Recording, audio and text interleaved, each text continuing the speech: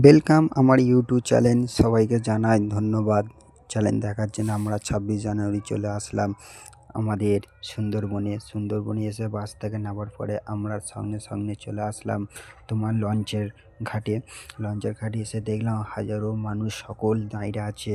কিসের জন্য দাঁড়িয়ে তা বুঝতে পারলাম না। আমরা একটু ভালোভাবে ঘুরছিলাম, তারপরে আমরা দাঁড়িয়ে দুটো ফটো তুললাম। তারপর দেখলাম বোটে মানুষ কয়েক হাজার লাইন দিয়ে আছে, সব বোটও আমাদের শখ হলো। আমরা কী করলাম, আবার ব্যাকে আসতে শুরু করলাম। বাজারে এসে একটুখানি ভিডিও করলাম, কেন আমরা দুজন তো আর উঠতে পারবো না। বাজারে ভিডিও করতে করতে আসতেছি, সব মানুষ আমাদের দিকে দেখছে, কি করতে চাইছে এরা, কেউ কিছু বুঝতে পারছে না। আশা করি বাজারে আস্তে আস্তে ভিডিও করছি। দোকান পাশের সব মালপত্র হেবি সুন্দর সুন্দর মালপত্র, যেমন দীঘারও বাজারে মালপত্র পাওয়া যায় তেমন এখানেও পাওয়া যায়। তারপরে আমি এসে গেলাম একটি পার্কে। সে পার্কে এসে দেখলাম আমাদের চিল আছে গাছের উপরে একটা, নিচেই একটা।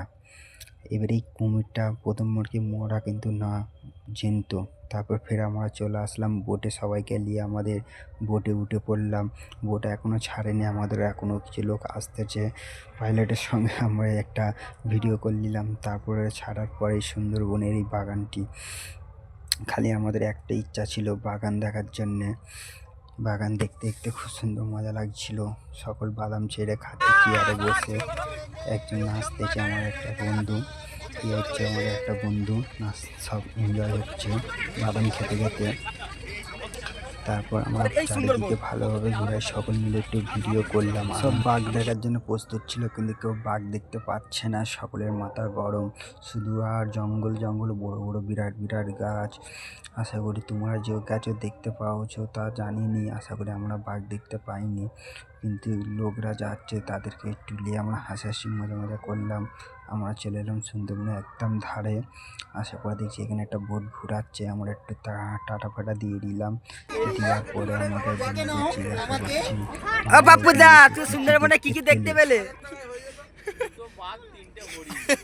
আরে আমার নানিকে দেখতে পাওনি?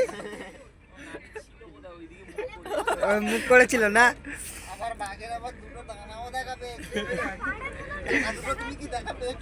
না আমি দেখা পাইনি, ভিডিও করছিলাম, কিন্তু এখন আমি দেখতে আছি শুধু তোমার ধোঁয়া ধোঁয়া, কিছু চোখে দেখতে পাইনি।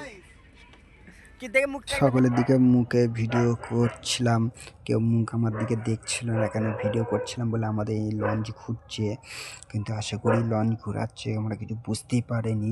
এ কিন্তু শুধু ধোঁয়া ধোঁয়া ছাড়া তো আমার কোনো জায়গায় তোমার আড়া বলে কিছু নাই, শুধু তোমার ধোঁয়া। আমাদের সেকেন্ডে ঘুরে আসতেছে, লঞ্চ ঘোরাতে সময় লেগেছে আমাদের টোটাল 20 মিনিট। আমাদের খুব বিরক্ত লাগছিল তখন। এবার বাড়ি যাওয়ার জন্য সন্ধে নিবে। আশা করি যে কজন সুন্দরবনে গিয়েছিলে কে কেমন কি বাঘ দেখেছো তা আশা করি কমেন্টে জানাবেন। আমরা বাঘ দেখতে পাইনি, কিন্তু আমাদের আনন্দ করে আমরা এসেছি। তোমরা কি করছো তা একটু জানাবে।